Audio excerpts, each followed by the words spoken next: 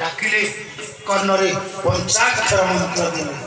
पंचाक्षर मंत्र की ओम नमः शिवाय, ओम नमः शिवाय। एवं सी शुद्ध तनु पाई तो से भारी विरोध करे गुरु ଆଉ ଅନ୍ୟମାନଙ୍କୁ କହିଲେ ଭାରି ବିଗିଡ଼େ ଯିଏ ଆଶ୍ଵାସନା କରିବା କଥା ଆଉ ପ୍ରଣାମ କଲେନି ଅହଙ୍କାର ଶିବ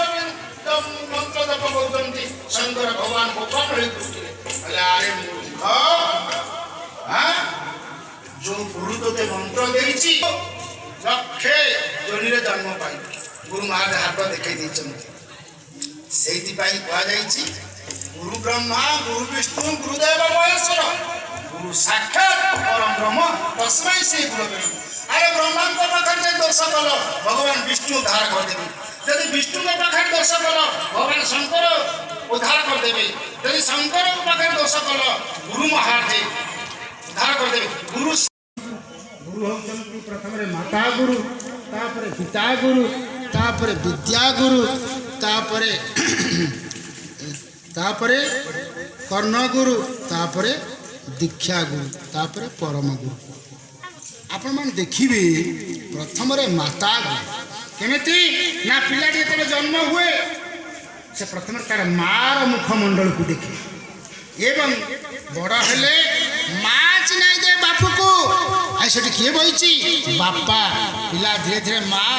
ଡାକିବା ଅଭ୍ୟାସ କରେ ତାପରେ ବାପା ବାପା ଡାକିବା ଅଭ୍ୟାସ କରେ ତାପରେ ପୁଅକୁ ଯେତେବେଳେ 5 ବର୍ଷ ହେଇଯାଏ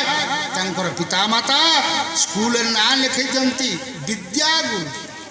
ଗୁରୁ କଥା ମଞ୍ଚ ଉପରେ କହିଲେ ଭଲ ନ କହିଲେ ମଧ୍ୟ ଭଲ ବୁଝିଲେ ବିଦ୍ୟାଗୁରୁ ଗୋଟିଏ ପରିବାରରେ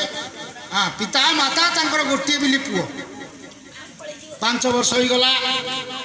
ବାପା କ'ଣ କଲେ ପୁଅକୁ ନେଇକରି ଗଲେ ସ୍କୁଲକୁ ସାର୍ ବସିଛନ୍ତି ଚାର ଉପରେ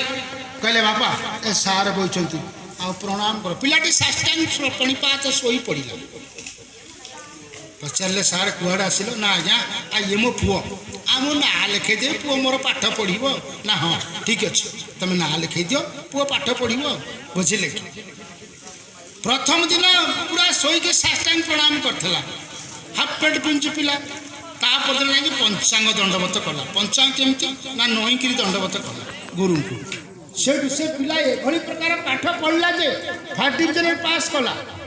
ଫାର୍ଷ୍ଟ ଡିଭିଜନରେ ପାସ୍ କରିକି ଆଉ କଲେଜ ପାଠ ପଢ଼ିଲା ଆଉ ଏଣ୍ଟ୍ରୁକ୍ ଦେଲା ସର୍ଭିସ୍ ଚାକିରି ଅଣାଇବା ଆସିଲା ପରେ ପିଲାଟି ଚାକିରି କଲେ ଯେତେବେଳେ ଚାକିରି କଲେ ସେ ପିଲା ଘର ଯେଉଁ ଗାଁରେ ସେ ସାର୍ଙ୍କ ଘର ସେଇ ଗାଁରେ ରଜ ଛୁଟି ହେଇଛି ପିଲା ଚାଲି ଆସିଛି ଗାଁ ଛୁଟି ନେଇକିରି ସାହିରେ ଗୋଟିଏ ପାନ ଦୋକାନ ଅଛି ଗୋଟେ 2 ଟଙ୍କା ଦେଇ ସିଗାରେଟଟା ଲଗେଇ ଦେଇଛି ଗୁରୁ ମହାରାଜ ସାଡ଼େ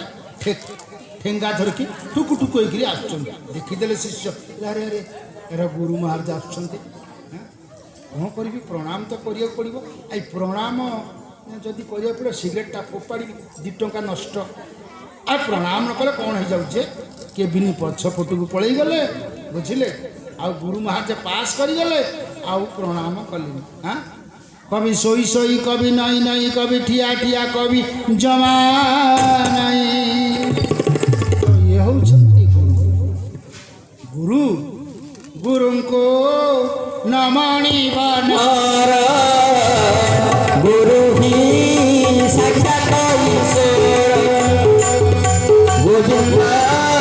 गोविंदा गोविंदा भजवा लुचिवा महान तेणु गुरु होउछंती कौन महान तापर आसंती किए ना कर्णगुरु आपण मान देखिबे गुरु गोसाई आसंती ठीक